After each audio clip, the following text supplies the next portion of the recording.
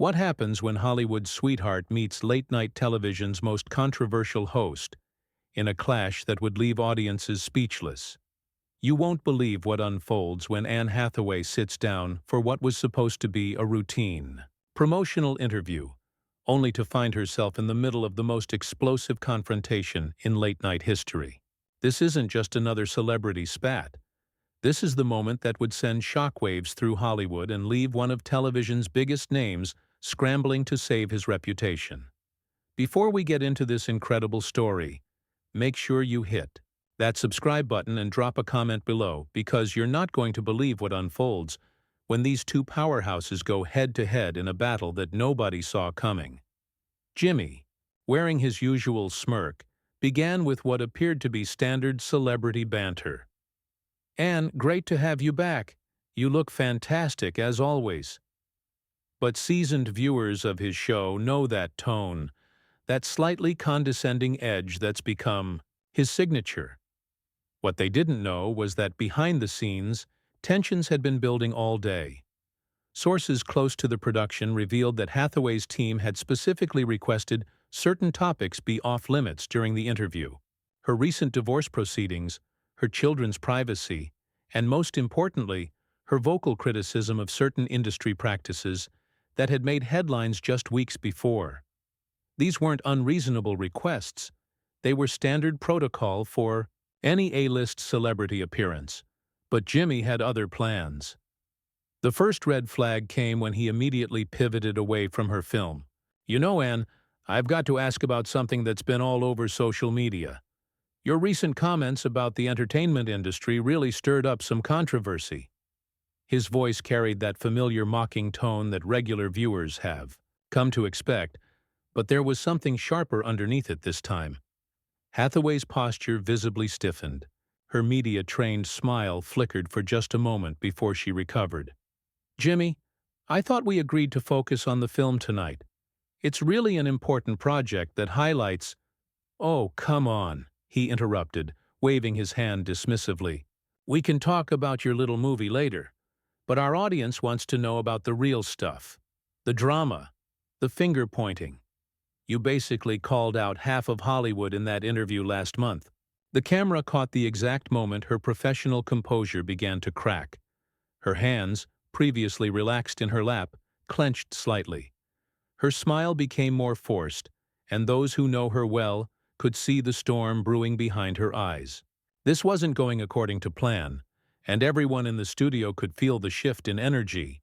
"I spoke about systemic issues that affect everyone in our industry," she said carefully, her voice remaining steady but gaining an edge.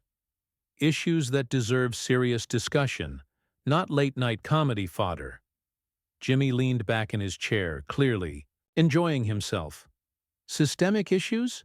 That's a fancy way of saying you threw people under the bus. I mean, some pretty big names got dragged through the mud because of your little crusade." The audience began to murmur. This wasn't the playful celebrity roasting they'd come to expect. This felt different. Uncomfortable. Raw. Even the band members exchanged glances, sensing that something was going very wrong very quickly. Hathaway took a deep breath, her years of media training kicking in. "Jimmy, I think there's been a misunderstanding about what I actually said. I never named anyone specifically, and I certainly never intended to." "But you did, though, didn't you?" he pressed, his voice taking on that prosecutorial tone that had gotten him in trouble before. "You talked about powerful men who abuse their positions and systemic cover-ups. In this town, everyone knows exactly who you're talking about. And some of those people, well, let's just say they're not too happy with America's sweetheart right now." The words hung in the air like a challenge. The studio audience, who had come expecting laughs and light entertainment, found themselves witnessing something far more intense. Phones were being raised, social media was already starting to buzz, and everyone could sense that they were watching something that would be talked about for years to come. But this was only the beginning.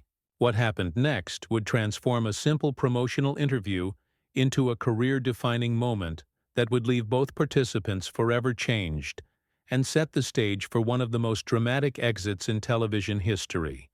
The tension in the studio was palpable as Jimmy doubled down on his aggressive approach. He pulled out his phone with theatrical flair, the camera zooming in as he scrolled through what appeared to be prepared notes. "You know what, Anne? Since we're talking about accountability, let's get specific. Your Instagram post from 3 weeks ago, the one where you talked about complicit bystanders in the industry. Care to elaborate on that?" Hathaway's jaw tightened visibly. This was clearly crossing a line that had been drawn in the sand hours before the show. "Jimmy, that post was about supporting survivors and creating safer workplaces. If you're twisting that into something else, that says more about you than it does about me." The audience gasped audibly. In the world of late-night television, guests simply don't talk back to hosts like that. But Anne Hathaway had reached her breaking point, and everyone could see it happening in real time. Jimmy's smirk widened, sensing blood in the water. "Oh, it says something about me? That's rich coming from someone who built their career playing nice, then suddenly decides to burn bridges when it's convenient. Tell me, Anne, how many of your co-stars from the past 20 years are you still on speaking terms with? That's completely out of line," she snapped, her voice rising for the first time.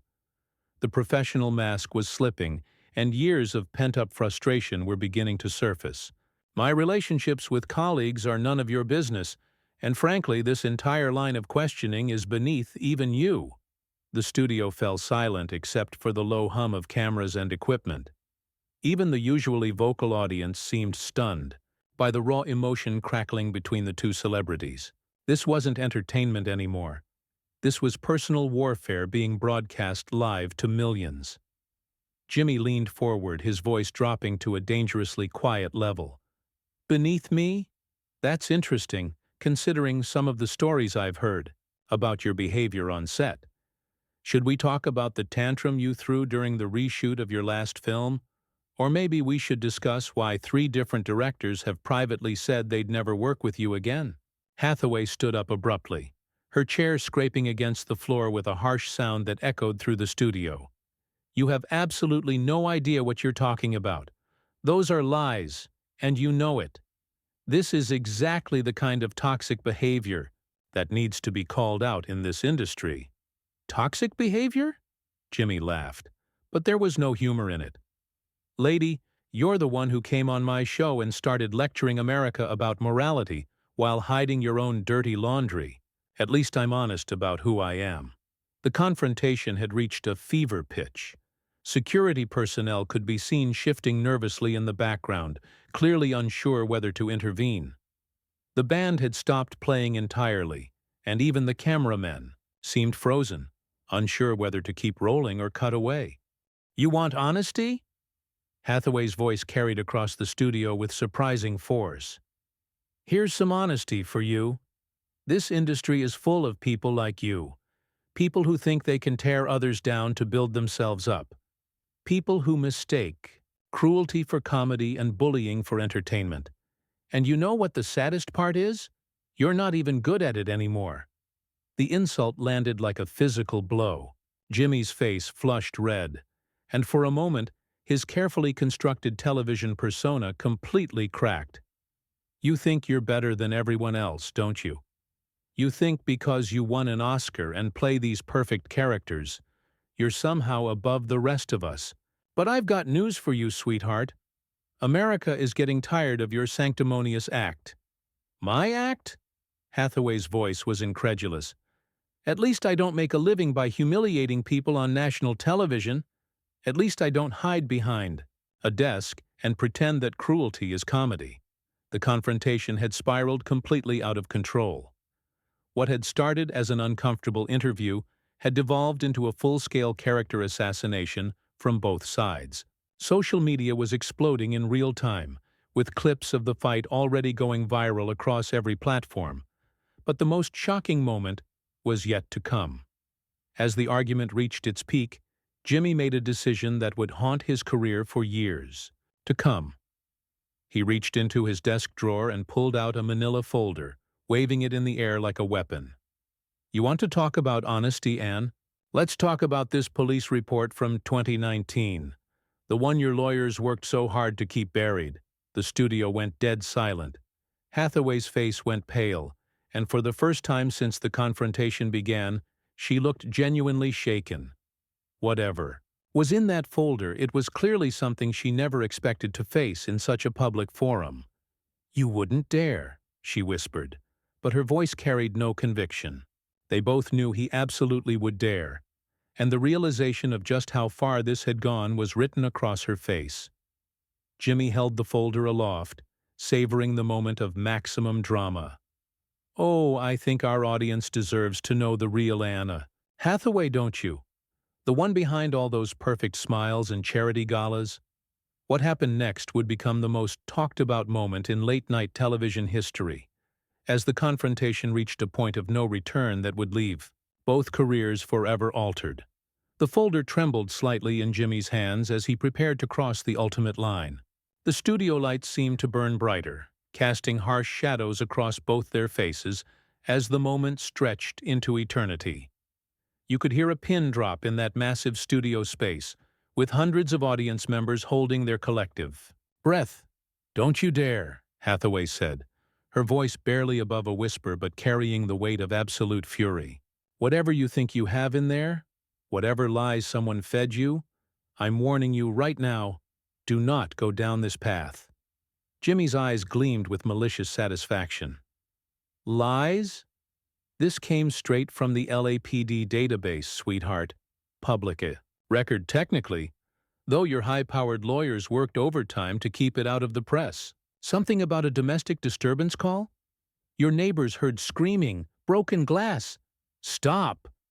The word exploded from Hathaway with such force that several audience members actually jumped in their seats. Her composure, built through decades of media training and public appearances, finally shattered completely. "You sick, twisted excuse for a human being. That was the worst night of my life, and you're going to use it for entertainment?" The revelation hit the studio like a bomb. This wasn't just celebrity gossip or industry drama anymore. This was deeply personal trauma being weaponized for television ratings. Even Jimmy's own production crew looked uncomfortable, with several cameras pulling back as if the operators themselves couldn't bear to be part of what was unfolding. "The truth is entertainment," Jimmy shot back, but for the first time his voice wavered slightly. "Our audience has a right to know who they're really cheering for. America's sweetheart with a police record? That's a story worth telling." Hathaway's entire body was shaking now, whether from rage or grief, or both. "That police report was about me being a victim, you monster. I was the one who got hurt. I was the one who needed help. And you're sitting there like some smug prosecutor, trying to turn my trauma into your punchline." The weight of what Jimmy had just done began to settle over the studio. This wasn't just a heated argument anymore. This was character assassination of the cruelest kind. Several audience members were visibly uncomfortable, with some actually getting up to leave. The band members had set down their instruments entirely, no longer even pretending this was entertainment. "Victim or not, it shows a pattern," Jimmy pressed on, apparently unable to stop himself despite the growing horror on everyone's faces. "Public image versus private reality. Saint Anne versus the real Anne. Which one should we believe?" "Believe whatever you want," Hathaway said, her voice now deadly calm in a way that was somehow more terrifying than her earlier outburst. "But know this, you just crossed a line that you can never uncross. You took the worst moment of someone's life and decided to broadcast it for laughs. That's not comedy, Jimmy. That's cruelty. That's evil." The word evil hung in the air, like a curse. Even Jimmy seemed to realize he had gone too far, but his ego wouldn't let him back down. "Evil? I'm just doing my job. I'm an entertainer, and sometimes entertainment means showing people the truth behind the facade. Your job?" Hathaway laughed, but it was a sound devoid of any humor. "Your job is supposed to be making people laugh, bringing joy into their lives. Instead, you've become this this parasite who feeds on other people's pain. When did you become so hollow inside that destroying someone else became more important than your own humanity? The cameras continued rolling, capturing every word of what would become the most viral clip in late-night television history. Social media was already exploding with reactions, hashtags trending worldwide as people tried to process what they were witnessing in real time. Jimmy's facade was cracking under the weight of her words. I'm hollow? You're the one who built an entire career on pretending to be someone you're not. At least I'm authentic. Authentic? Hathaway's voice rose again, filled with incredulous rage. You just threatened to publicly humiliate a domestic violence victim on national television. If that's your definition of authentic, then you're even sicker than I thought. The studio erupted in uncomfortable murmurs. This revelation had shifted the entire dynamic of the confrontation. What had seemed like a battle between equals had revealed itself to be something far more sinister. A powerful man using his platform to attack a woman's most vulnerable moment. You know what, Jimmy? Hathaway said, standing tall despite everything. You want to know the real difference between us? When I mess up, when I make mistakes, I own them. I try to do better. But you? You turn other people's worst moments into your content. You've forgotten that there are actual human beings behind your punchlines. The confrontation had reached its absolute peak. Every person in that studio knew they were witnessing something that would be talked about for decades. This wasn't just entertainment news anymore. This was a cultural moment that would define how we think about power, celebrity, and basic human decency. But Anne Hathaway wasn't finished. As she stood there, still shaking with righteous fury, she prepared to deliver the final blow that would leave Jimmy Kimmel's reputation in ruins and set up her dramatic exit that no one would ever forget. You want to know what's really pathetic, Jimmy? Hathaway's voice cut through the studio silence like a blade. I came here tonight to talk about a film that means everything to me. A project about giving voice to the voiceless. About standing up for people who can't stand up for themselves. And instead, I get to experience firsthand exactly why that message is so desperately needed. She turned to face the audience directly, her eyes blazing with an intensity that made even the cameras seem to lean in closer. This man just threatened to exploit a domestic violence victim's trauma for entertainment. He just showed you exactly who he really is when the cameras are rolling, and he thinks he has power over someone. The audience was completely silent now, but phones were everywhere, capturing every word of what would become the most quoted speech in late-night television history. Jimmy tried to interrupt, but Hathaway raised her hand with such authority that he actually stopped mid-sentence. No, you've had your turn. Now it's mine. Her voice carried across the studio with commanding presence. I've been in this industry for over 20 years, and I've seen the best and worst of humanity. I've worked with incredible people who lift others up, who use their platforms to make the world better. And I've encountered predators who think power gives them the right to destroy others for sport. Jimmy's face had gone pale, realizing too late that he had awakened something far more powerful than he had anticipated. Anne, I think we should… You think we should what? Pretend this didn't happen? Go to commercial and laugh it off? Her voice rose to fill every corner of the massive studio. You just tried to publicly humiliate a woman for surviving domestic violence. You tried to turn someone's worst nightmare into your punchline. And you did it with a smile on your face. The devastating truth of her words was written across every face in the studio. Even Jimmy's own band members were looking at him with disgust. The audience, many of whom had come expecting a fun night of entertainment, were witnessing something that would change how they viewed celebrity culture forever. Here's what's going to happen, Hathaway continued, her voice now steady as steel. I'm going to walk out of here with my dignity intact. You're going to sit there and think about what you've become. And tomorrow, when the clips of this interview are everywhere, people are going to see exactly what kind of man you really are. She moved toward her purse but then stopped and turned back one final time. You know what the saddest part is? You used to be funny. You used to bring joy to people.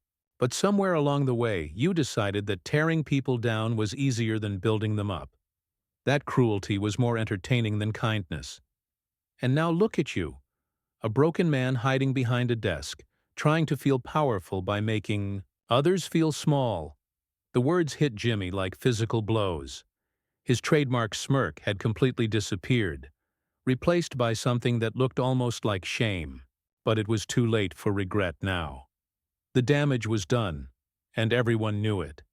I feel sorry for you, Hathaway said, and somehow those words were more devastating than any of her earlier anger. I feel sorry for someone who's lost touch with their own humanity so completely that they think this is acceptable behavior. I feel sorry for your family, who have to watch the man they love become someone they can't defend. The studio was so quiet you could hear the air conditioning humming.